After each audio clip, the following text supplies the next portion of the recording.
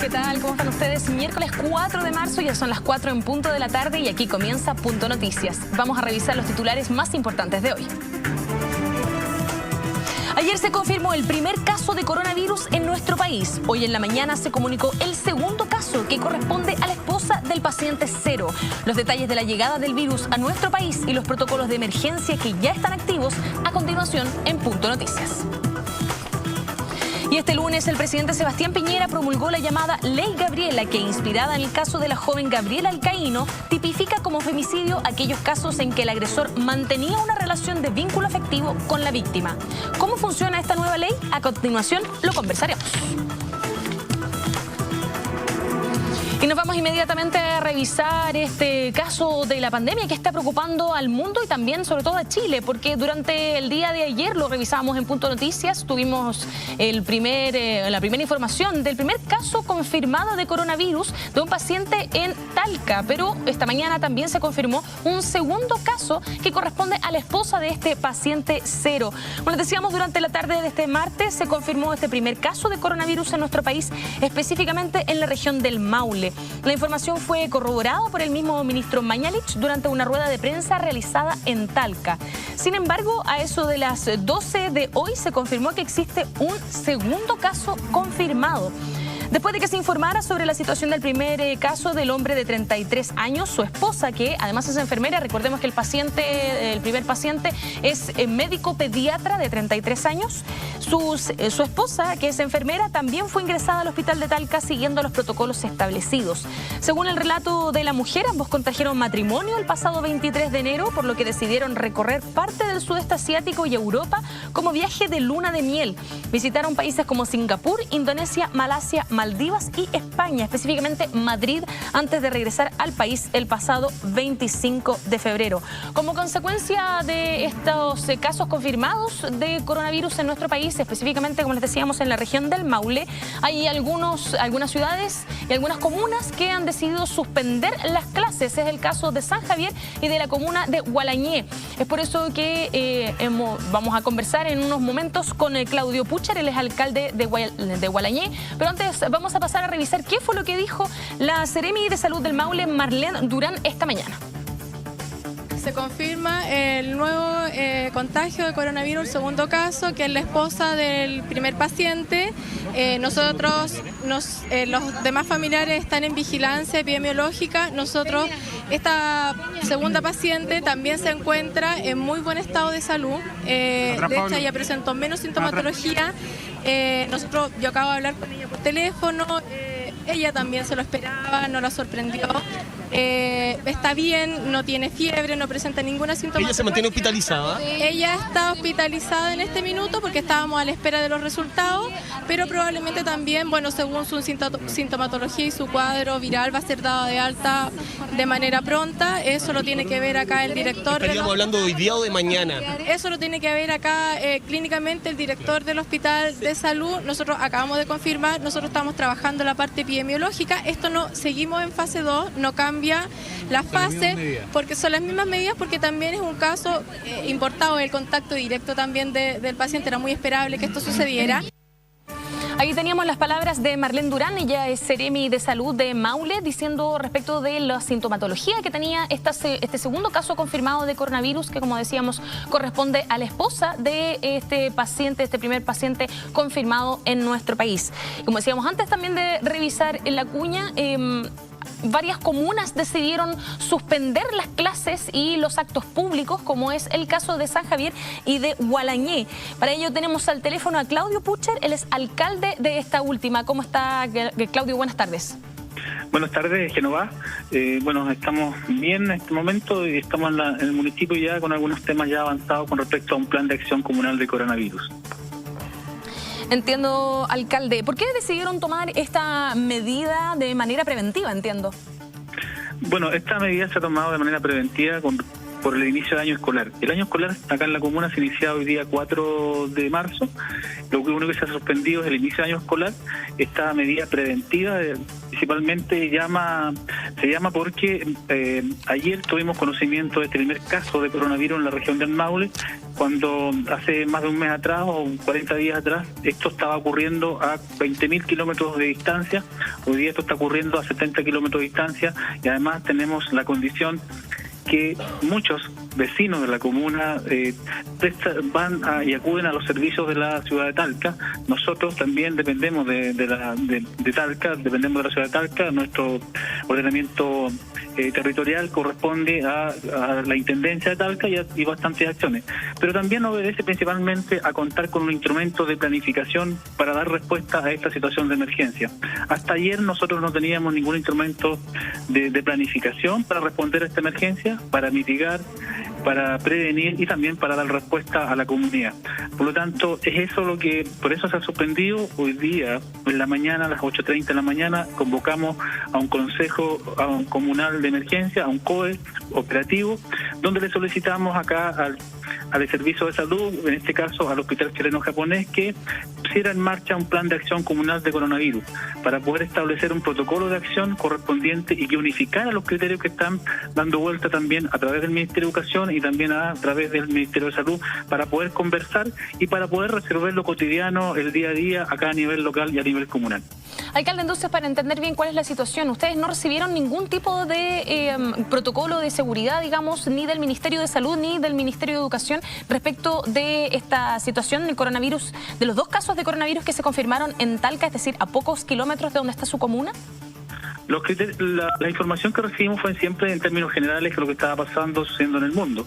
Es muy distinto a tener protocolos con respecto a los viajes al extranjero, a las personas que vienen del extranjero, pero hoy día tenemos estos casos que se están dando a 70 kilómetros de nuestra ciudad, de nuestra comuna, y por lo tanto nosotros tenemos que tener un plan preventivo de trabajo donde se unifique un criterio para desarrollar en los colegios, para desarrollar en el servicio público, para desarrollar en el servicio de salud y para entender qué personas son los encargados y cuál es la forma de operar ante el riesgo y también poder mitigar esta problemática. Tenemos la amenaza de coronavirus, tenemos una población vulnerable y nosotros siempre vamos a vivir con este riesgo de que haya una persona infectada, de que haya un alumno, que haya un profesor, que haya un asistente de la educación que pueda tener los síntomas, y necesitamos saber cómo reaccionar y dónde llevarlo, dónde derivarlo y con quién comunicarnos para poder responder y poder atenderlo como corresponde, en qué momento y en qué lugar se va a monitorear, dónde se va a evaluar, para que también dé respuesta el servicio de salud, en este caso de la Seremía de Salud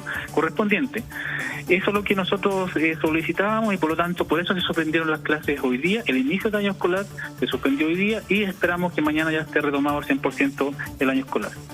Alcalde, el ministro de Educación, Raúl Figueroa, dijo lo siguiente, voy a citar: la continuidad de las clases sigue siendo fundamental y la ciudadanía debe estar tranquila. Los protocolos apuntan a tomar medidas específicas dentro de cada escuela, por tanto, la suspensión de clases no es una medida que deba tomarse frente a eventuales casos, sino seguir los protocolos frente a casos específicos. ¿Qué responde usted a estos dichos del ministro de Educación?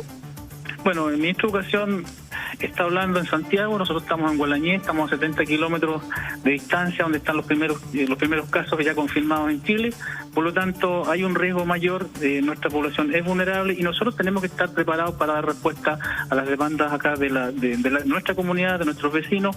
Por lo tanto, el ministro, entiendo que, por supuesto, el año escolar se tiene que iniciar lo antes posible, pero nosotros también queremos tomar medidas a nivel local, proteger la integridad física, la salud de nuestros vecinos y, por supuesto, unificar los criterios que tiene tanto el Ministerio de Salud como el Ministerio de Educación, que ni siquiera se habían sentado a conversar para poder ver esta situación. Entonces son cosas que a nosotros nos parecen bastante que no se toman los resguardos necesarios, porque nunca se citó a un comité regional de emergencia, nunca se citaba a un comité provincial de emergencia, solamente lo que nosotros hicimos hoy día acá a nivel local. Alcalde, usted dice, bueno, que en el fondo el ministro de Educación está hablando específicamente por Santiago. Sin embargo, el intendente de la región del Maule, Pablo Milant, también llamó a la calma y dijo que no deberían suspender las clases, y cito: solo capaciten a sus niños y a sus familias para que puedan tener la prevención necesaria en el único caso que tenemos. ¿Efectivamente han recibido capacitaciones al respecto de esto?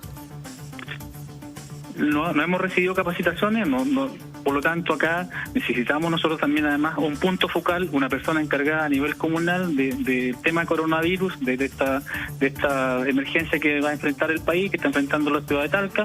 Necesitamos un punto focal, una persona responsable con quien comunicarnos y no que sea directamente con la Secretaría de Salud, sino que necesitamos a alguien a nivel local.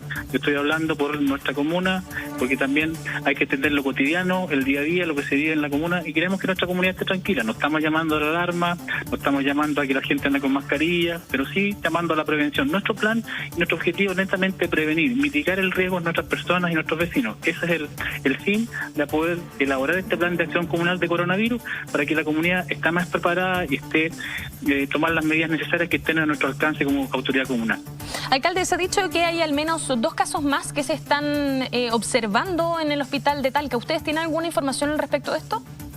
Bueno, tenemos algunas situaciones que hemos sabido durante la mañana, que muy cerquita de acá, la comuna de Sagrada Familia, estamos a una distancia de 24 kilómetros, se habría tomado también a una persona que podría presentar los síntomas de esta enfermedad, lo que los ha llevado y se ha derivado al hospital de Talca según nuestra información que manejamos. No entiendo más y no conozco más de otra información de otras personas, pero sí, por supuesto, si hay alguien que viajó desde Santiago hasta San Javier en bus, hay un riesgo y hay una amenaza ante esta situación. Alcalde, considerando esto y también recordando que el intendente del Maule, además de decir que no deberían suspenderse las clases, dijo que había que llamar a la calma para no generar una psicosis de pánico. ¿Usted cree que la suspensión de clases podría fomentar que las personas que viven en las comunas o las comunas aledañas se asusten? Bueno, la suspensión de clases obedece netamente a poder hacer un instrumento de planificación y de respuesta para prevenir y para poder mitigar el riesgo de las personas, porque hasta ahora no teníamos un criterio uniforme, un criterio claro entre el Ministerio de Salud, entre el Ministerio de Educación y ni tampoco nosotros las municipalidades, que somos los primeros personas en dar respuesta ante cualquier situación de emergencia en la comuna. Alcalde, ¿qué hubiera esperado usted que hiciera el Ministerio de Salud apenas supieran de este caso confirmado? Bueno, aquí principalmente esperábamos también que nos se comunicaran con nosotros y pudiera haber una coordinación mayor. Necesitamos mayor coordinación, mayor información y por supuesto necesitamos también que se haga un comité regional de emergencia, porque es importante tener en conocimiento cuáles van a ser los pasos a seguir a futuro para no cometer errores nosotros las autoridades locales. Alcalde, además de la suspensión de clases y de actos públicos, ¿qué otras medidas se están tomando en la comuna para poder prevenir esta propagación, digamos, del virus? Bueno, nosotros las medidas que estamos tomando hoy día, este plan de acción, donde mañana sí las clases se retoman, las clases se retoman, y a nivel de nuestros edificios públicos, nuestros servicios, por supuesto, es llamar a todos nuestros funcionarios, a toda la comunidad, a lavarse las manos seguidamente, reiteradamente, con jabón como corresponde. También tener los dispositivos acá de alcohol gel para poder mantener desinfectados las zonas o los lugares cuando atendemos público. En los casos de reuniones tuvimos hoy día una conversación con el Consejo de Pastores, donde asistieron pastores de la Iglesia Evangélica, para que también tomaran medidas y resguardo en estos encuentros que ellos tienen, de lavarse las manos, de tener dispensadores de alcohol gel, para que también tener un plan preventivo y un trabajo preventivo con nuestra población. Alcalde, ¿cómo ha visto usted la reacción de los pobladores respecto de esta información? Bueno, muchos pobladores están totalmente de acuerdo con esto, que hay que prevenir, que hay que tomar acción y por supuesto tener un plan y una estrategia para poder desarrollar en el tiempo. Hay otras personas que por supuesto que no esperan que se llame, que no se alarme tanto, que no se alerte, solamente lo que aquí se ha hecho una alerta, se ha hecho un aviso, y lo único que nosotros estamos haciendo es postergar las clases por un día. Si comenzaban hoy día, comenzarlas mañana, y creo que eso no va a alterar profundamente los grandes aprendizajes en un alumno. Entonces, para reiterar esa información, no es que las clases se hayan suspendido indefinidamente, sino que se retrasa el inicio del año escolar. Así es, Génova. Bien, alcalde, supongamos que en algún momento ustedes tuvieran que enfrentar una situación de emergencia respecto de este virus. ¿Cree usted que la comuna estaría preparada para poder enfrentarla? Bueno, no sé, si existe alguna situación mayor, por supuesto que esto debiera haber una mejora en el plan de acción comunal, debiéramos tener también la información, debiéramos tener las capacidades instaladas acá en la comuna y por supuesto también a nivel regional y provincial. Muchos han hablado de que estamos del Ministerio de Salud, que estamos preparados para enfrentar, pero yo quiero saber en qué fases de la emergencia estamos preparados. ¿Estamos preparados para prevenir, para mitigar, para dar respuesta o para corregir alguna situación de emergencia? Efectivamente, habría que saber para qué específicamente estaríamos preparados. De hecho, lo dijo el presidente Piñera el día de ayer, que estábamos preparados para poder enfrentar la situación, pero como dice usted, no sabemos en qué fase estaría. ¿Cuáles son sus preocupaciones particulares para su comuna, alcalde, frente a esta situación? Mi preocupación es que la comunidad esté desinformada. Eso es mi mayor preocupación, y al mismo tiempo que los organismos que estamos con atención de público, que tenemos la responsabilidad de conducir, de guiar, y que tenemos los establecimientos que usan nuestros niños y niñas, que tenemos estar informados, estar totalmente coordinados entre sí. Creo que eso es lo importante, es la mayor preocupación, saber a qué atenerse y por supuesto qué pasos a seguir más adelante. Esa es nuestra mayor preocupación, estar informados y así poder informar a la comunidad, por las personas que saben y que entienden el tema en el área sanitaria. Alcalde, usted mencionó que tuvieron un comité comunal respecto a esta situación esta mañana. ¿Qué conclusiones llegaron? En el Comité Comunal Operativo de Emergencia, donde citamos a todas las instituciones que corresponden a un Comité Comunal de Emergencia, la conclusión que llegamos es lo antes posible tener este plan de acción comunal para poder que cada institución sepa la responsabilidad que tiene, los pasos a seguir y tener un criterio común para poder enfrentar, dar respuesta, prevenir, mitigar y por supuesto responder a una situación mayor. Cuando veamos a alguna persona que tiene los síntomas, donde derivarlo, donde orientarlo y por supuesto los pasos que tiene que seguir posteriormente. Usted mismo mencionaba esto hace poco dentro de nuestra conversación. El presidente Piñera detalló que hay un plan de acción por el coronavirus y que la preparación es para impedir que el virus se propague. Sin embargo, dio a conocer también que hay cerca de 600 casos sospechosos. ¿A usted particularmente, alcalde, le preocupa la situación de que se propague el virus, no solamente a su comuna, sino que a las comunas aledañas? Porque eso puede significar tal vez que lleguen otras personas, además de estos dos pacientes que, recordemos, no presentaban ningún tipo de síntomas cuando llegaron al país. Bueno, la mayor preocupación que tenemos es que se propague de manera explosiva, que no tengamos cómo dar respuesta, cómo atender a nuestros vecinos y también a las personas de comunas vecinas. Por lo tanto, esa es nuestra mayor preocupación. Hay cosas que no podemos controlar y lo que sí podamos controlar, hacerlo, como hacer planes estratégicos, un plan de acción, poder tener la coordinación entre todos los estamentos, capacitar a nuestros profesores, a nuestros asistentes de la educación, tener informada a la comunidad educativa, a nuestros alumnos, a nuestros apoderados. Esas son las cosas que sí en verdad podemos hacer y tener conocimiento, pero hay otras situaciones que nosotros no las manejamos, y esas que no manejamos, por supuesto, que le pedimos acá al Ministerio de Salud que sea claro y nos diga cuáles son los pasos a seguir hacia adelante. Ese es en verdad lo único que perseguimos con esto. No pretendemos alarmar a la población, no pretendemos crear una psicosis, sino solamente tener un plan preventivo, un plan de trabajo, un horizonte, a dónde queremos llegar y qué cosas son con las cuales tenemos que estar preparados. Ahí teníamos a Claudio Pucher, alcalde de Gualañé. Esperemos que mejore la situación en los alrededores y para su comuna, alcalde. Muchísimas gracias por haber estado con nosotros. Muchas gracias, que estén muy bien. Bien, recordamos entonces la información respecto de este primer caso confirmado. Se trata de un médico pediatra de 33 años que había estado viajando por el sudeste asiático, específicamente por Singapur, Malasia, y que había ido también a Madrid, en España. Él evidentemente estaba de luna de miel, por ende su esposa, que es enfermera, por ende también trabaja dentro del servicio de salud, también presentó síntomas, pero la Seremi de Salud de la Maule, Marlene Durán, dijo que ella presentaba sintomatología bastante menor de la que había presentado el primer caso. Por ende, según las autoridades, al menos regionales, no hay de qué preocuparse aún. Recordemos también que hasta la semana pasada los países de América Latina se habían salvado del coronavirus, pero porque no se había confirmado en el fondo ningún tipo de caso. Sin embargo, de a poco comenzaron a aparecer y a preocupar a las autoridades de varios países dentro de la región. región. Casi una hora antes de que se confirmara el primer caso del virus en Chile, el Ministerio de Salud de Argentina confirmó el primer diagnóstico en el país trasandino, específicamente en la ciudad de Buenos Aires. Se trataba de un hombre de 43 años que arribó desde el norte de Italia el día domingo y que presentó malestar, por lo que concurrió hasta una clínica privada donde fue internado y aislado. Este martes, tras 24 horas de exámenes, se confirmó que efectivamente portaba este virus. En total, la cantidad de casos positivos en Latinoamérica asciende a 16. El país que hasta ahora tiene más casos es Ecuador, donde ya se han confirmado al menos 6 casos. Una mujer de 71 años procedente de España, la paciente 0 en ese país, y 5 personas cercanas a ella. Todos presentan síntomas leves, al igual que la esposa de este médico cirujano, que, como decíamos, es el primer caso confirmado en nuestro país y ella vendría a ser el segundo. Además de Ecuador, se han registrado casos en México, unos 5 en México, Brasil 2 hasta ahora, República Dominicana 1 y, como decíamos, Argentina 1 y Chile 2.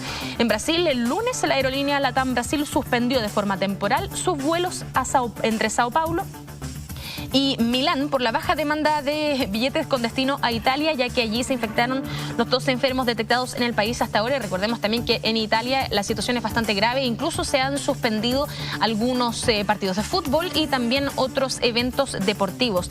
Mientras tanto, Colombia cambió de moderado a alto el nivel de riesgo de que el coronavirus llegue al país, aunque por el momento no se van a cerrar sus fronteras. Vamos a estar bien atentos a la información que pueda llegar durante tipo de nuestro noticiario y evidentemente durante el resto de la semana. Vamos a un breve corte y ya volvemos con más Punto Noticias.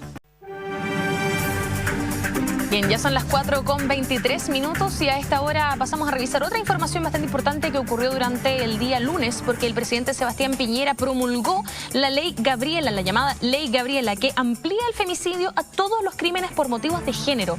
Su nombre tiene relación con el crimen de Gabriela Alcaíno y su madre Carolina Donoso, asesinadas por la expareja de la joven.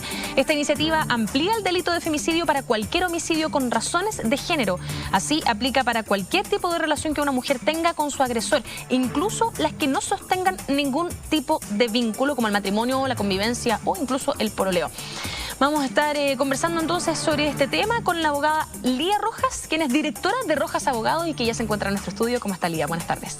Muy buenas tardes, Chenoa. Gracias por la invitación. Muchas gracias por estar con nosotros para conversar de este tema tan importante. Así es. Para comenzar, hagamos la diferencia. ¿Cuál es la diferencia que hay ahora con la ley de femicidio en nuestro país respecto de la que había anteriormente, antes de que se promulgara la Ley Gabriela? Bueno, lo que establecía previamente el femicidio era un aumento de las penas en caso de que el agresor fuera un hombre, la víctima fuera una mujer y que hubiese estado casada con el agresor, hubiese sido su conviviente o hubiese tenido o tuviere al momento del femicidio hijos también con el agresor. Es decir, en esas 3 circunstancias la ley establecía una pena mayor sancionando desde 15 años un día hacia arriba. Anteriormente, cuando ocurría un asesinato a una mujer que no tuviera ningún tipo de... O sea, que tuviera relación con su agresor, pero no, digamos, ante la ley, ¿cómo se tipificaba ese delito? Lo que pasa es que esto viene, o sea, digamos, el femicidio nace para regular un poco el contexto que existía en la violencia intrafamiliar, ya que la violencia intrafamiliar solamente se considera con esas características intrafamiliar en el caso de que haya existido una relación de convivencia o un matrimonio.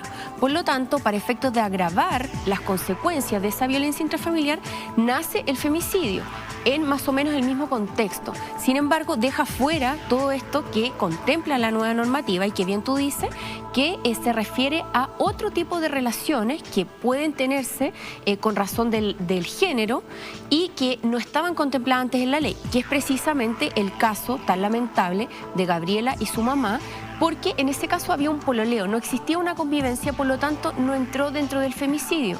¿Qué significa eso? Que esto tenía una pena menor, que es de un homicidio simple que parte desde los 10 años y un día.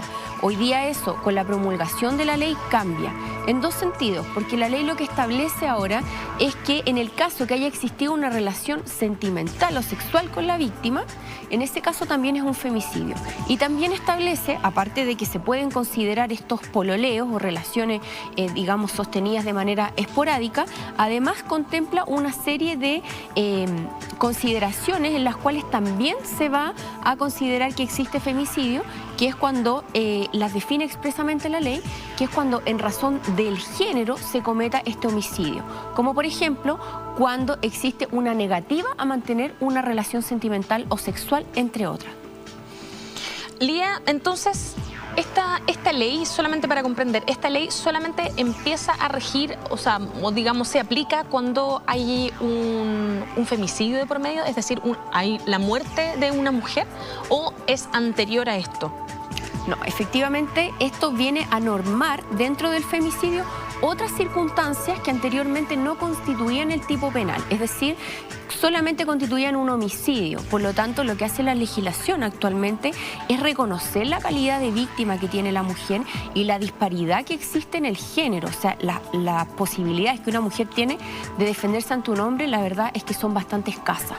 Por lo tanto, la ley, ¿qué es lo que hace? Encuadra esta figura de la víctima que está en una condición de inferioridad frente a su agresor.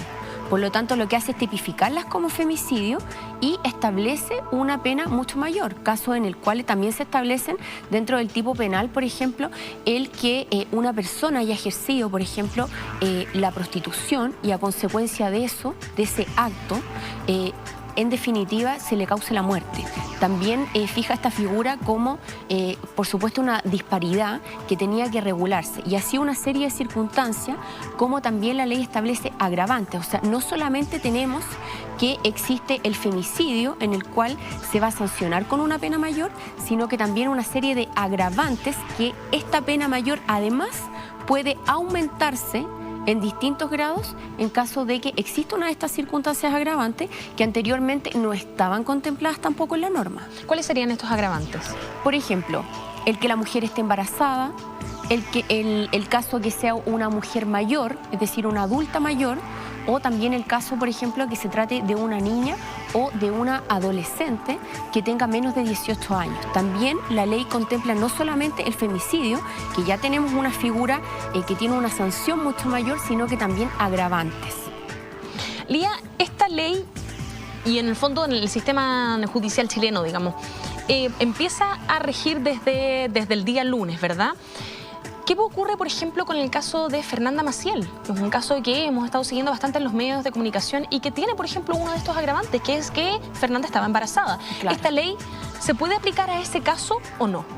No, lamentablemente no, porque existen normas que establecen que la ley puede solo regir para lo futuro y en caso incluso de la persona condenada en un proceso penal, se establece que incluso si la nueva ley favorece al afectado, debe aplicarse con efecto retroactivo, pero solo en la medida en que lo favorezca, es decir, no que lo agrave. Por lo tanto, en este caso, por ejemplo, Fernanda Maciel, tendría que aplicarse la normativa antigua, es decir, en este caso estaríamos frente a un homicidio, quizás con alguna premeditación y con algunas agravantes, pero de otro tipo. ¿Qué pasa, por ejemplo, con el caso de Antonia Garros? Que ella había dicho y le había transparentado a su familia que estaba sufriendo algún tipo de violencia dentro de su pololeo, pero ella es la que termina quitándose la vida. ¿Cómo funciona en ese caso, por ejemplo?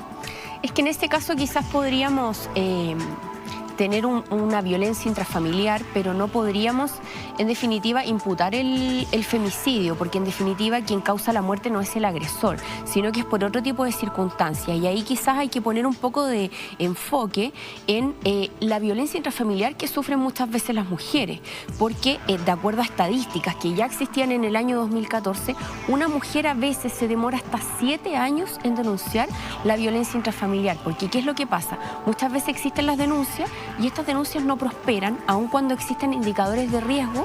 La víctima muchas veces no persevera y el Estado tampoco tiene una participación activa para poder entregar más herramientas a estas mujeres y que existan más recursos para denunciar, es decir, para no normalizar las agresiones, que es lo que en definitiva lleva al femicidio, a la violencia intrafamiliar. O sea, el femicidio viene muchas veces precedido de muchos de estos actos de violencia intrafamiliar, ya puede ser agresiones físicas o psicológicas que no se denuncian. Entonces, en definitiva, tenemos el femicidio como ya última consecuencia nefasta, porque no se pone foco quizás en prevenir o en buscar ayuda, que la mujer se empodere para poder denunciar los hechos y buscar ayuda necesaria.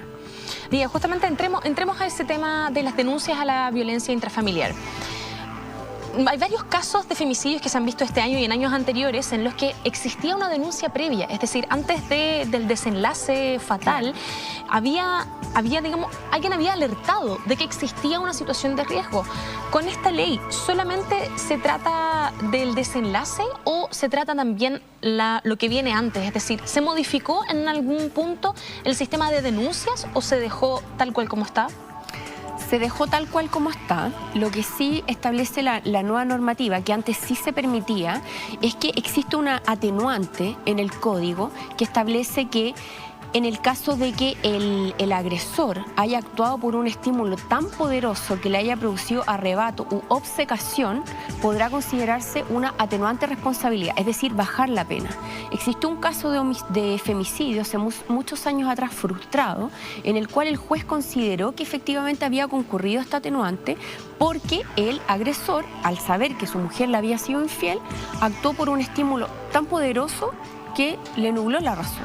Y en ese caso se configuró efectivamente el atenuante, que fue un caso muy polémico, caso el cual se toma en este proyecto de ley y se modifica estableciendo que no podrá considerarse en los casos de femicidio esta atenuante, dado este caso que existió en el pasado. Es decir, efectivamente tenemos ahí un punto que anteriormente se había utilizado en favor del agresor, que hoy día no se permite. Sin embargo, en las denuncias, en el seguimiento del sistema y en cómo opera la red para dar protección a la mujer, para empoderarla y para que no se vuelva a cometer la violencia intrafamiliar, que muchas veces es anterior al femicidio, no tenemos una modificación hoy día en ese contexto.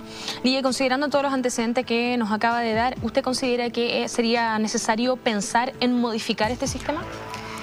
Lo que pasa es que más que modificar el sistema, yo creo que el Estado debe tener más herramientas para que las mujeres puedan acercarse, puedan tener herramientas para empoderarse, no permitir que los hechos de violencia vuelvan a suceder, denunciarlos. Es decir, deben existir más políticas públicas, más programas de apoyo, porque ¿qué es lo que pasa? Existe un centro de la mujer en todas las comunas, que es muy importante que la gente lo sepa y que sepa que se puede acercar y conseguir esta ayuda, pero pasa muchas veces como todos los sistemas públicos, está un poco colapsado, cuesta conseguir una hora, las personas no están informadas que este centro efectivamente existe, a veces son derivadas por medio de los tribunales de familia. Se critica también, por ejemplo, las órdenes de alejamiento, que en el fondo se dice, por ejemplo, que no sirven de mucho, o que hay veces en las que se denuncia a Carabineros, pero Carabineros llega a la casa y la mujer dice, no, sí está todo bien, y después, desgraciadamente, Carabineros tampoco tiene la facultad de abrir la puerta y de entrar, ¿no? Y de intervenir en la situación. Claro, es que la orden de alejamiento, si es que se incumple y se denuncia a Carabineros, Carabineros va al lugar, la verdad es que ahí entramos también en otro tema de cuál es la función que cumple la policía, porque en definitiva, frente a un llamado, si la policía se va a demorar 30 minutos en llegar, eso ya no sirve.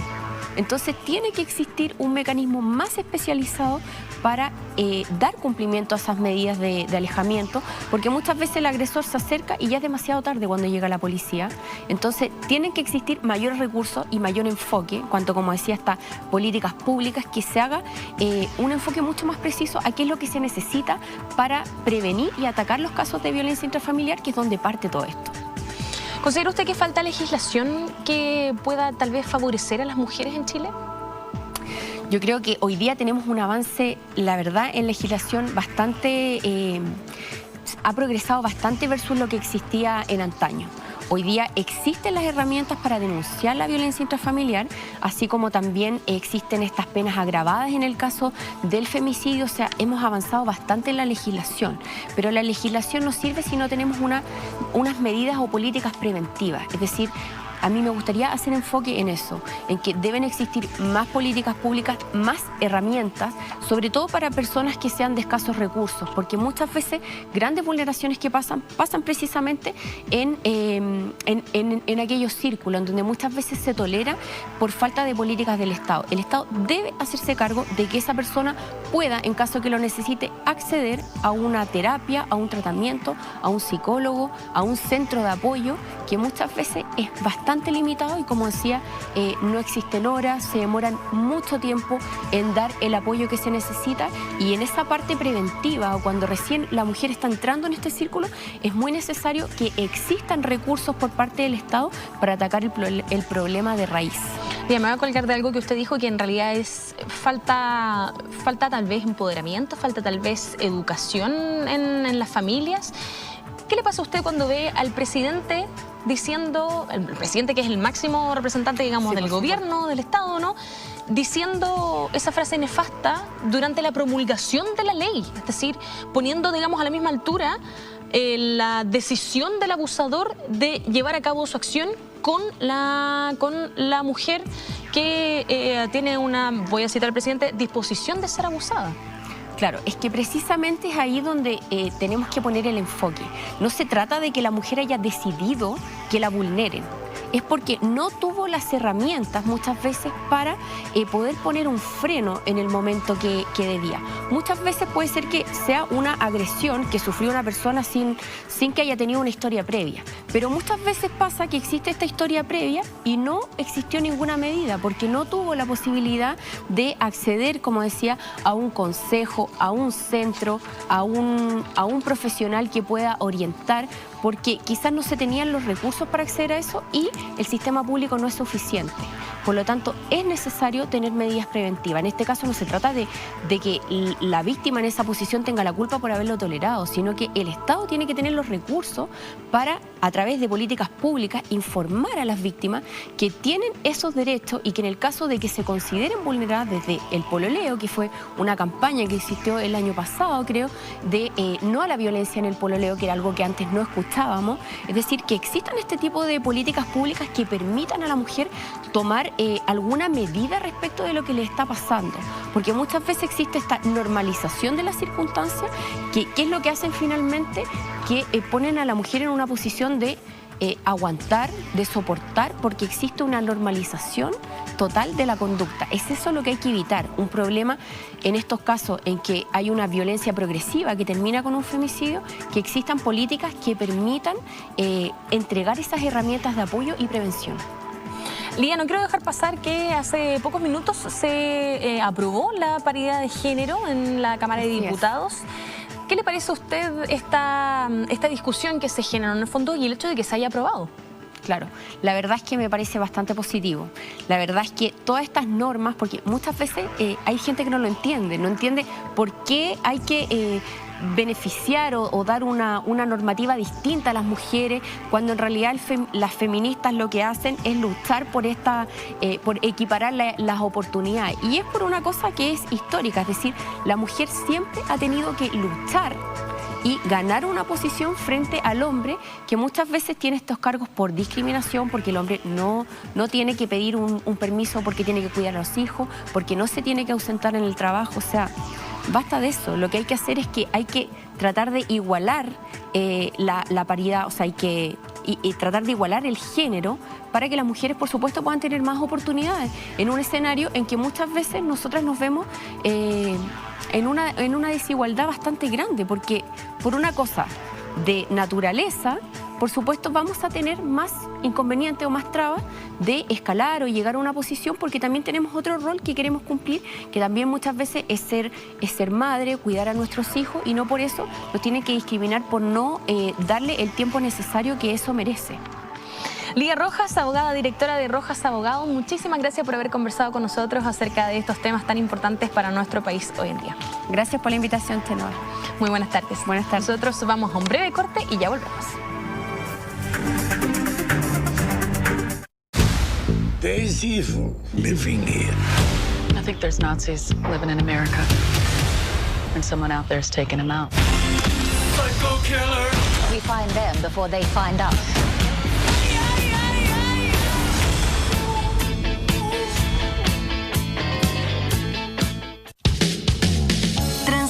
tu día. Dale vida. Con la combinación vibrante de notas de lavanda y vainilla que rinden 2.400 aplicaciones. Mereces fragancias así de increíbles. Nuevo Glade automático. El poder de la verdadera fragancia, creada solo por Glade.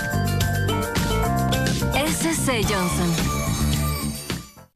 ¿Lista para levantar tus pestañas sin límites? Nueva. Máscara Unlimited Efecto Lifting. 1. Levántalas. 2. Dobla y alárgalas desde la raíz. Longitud sin límites. Efecto Lifting hasta por 24 horas. Nueva máscara Unlimited de L'Oreal. Y para un delineado simétrico, nuevo Flash Cat Eye. Transforma tu día. Dale vida. Con la combinación delicada de notas de vainilla y orquídeas que florecen continuamente por hasta 50 días. Mereces fragancias así de increíbles. Nuevo Glade Aceites Naturales. El poder de la verdadera fragancia, creada solo por Glade. SC Johnson, una compañía familiar. Daisy living here. I think there's Nazis living in America. And someone out there's taking them out. Psycho killer. We find them before they find us.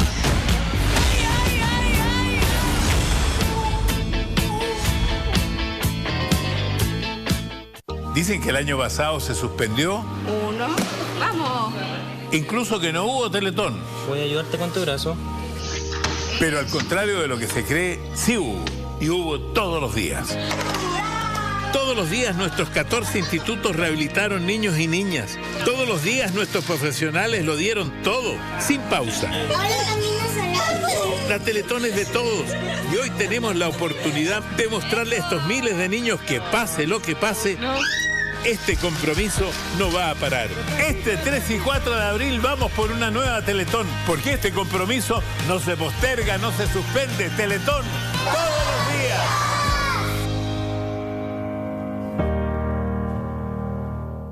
¿Qué le pasó a mi hermano? Tu hermanito se murió, mi amor. Las secuelas. ¿Qué pasa? Me robaron. De la ignorancia. Las piernas no me responden. Esto ya no está bien. Mujer, casos de la vida real. A continuación, La Red, junto a ti. Las 4:43 y a esta hora vamos a revisar información policial porque hay un hincha de Colo-Colo que lamentablemente fue apuñalado en Bolivia. A menos de 24 horas del duelo entre Jorge Wilstermann y Colo-Colo por el Grupo C de la Copa Libertadores de América, los hinchas salvos que estaban fuera del hotel de concentración del Cacique fueron atacados por fanáticos locales. Ahí estamos viendo las imágenes. Esto provocó serios incidentes. Según se reportó desde Cochabamba, una turba de personas que vivían en el país llegó con palos y fierros a atacar a los fanáticos colocolinos, mientras estos realizaban el tradicional arengazo. Ante esta situación, muchos hinchas corrieron hasta el interior del hotel, mientras otros emprendieron rumbo en distintas direcciones para evitar ser agredidos. La policía boliviana debió intervenir para dispersar los incidentes haciendo uso de gases lacrimógenos. Ahí, como les decíamos, podemos ver las imágenes de lo que allí ocurrió. Se escuchan varios disparos, se escuchan varias personas corriendo, digamos. Es posible ver que hay por lo menos una treintena de personas que arrancan desde ese lugar. En este contexto se reportó que un hincha de Colo-Colo fue apuñalado por un barrista boliviano y recibió 2 heridas punzantes en el tórax posterior izquierdo. En mi tórax, perdón, posterior izquierdo. A pesar de la gravedad de sus heridas, el cuadro de salud del hincha chileno herido es estable y podría ser dado de alta en los próximos días. Vamos a estar atentos también, evidentemente, a esa información. 4:45 de la tarde, aquí termina Punto Noticias. Los invitamos a que se mantengan en la sintonía de la red. Nosotros nos volvemos a encontrar mañana a las 4. Muy buenas tardes.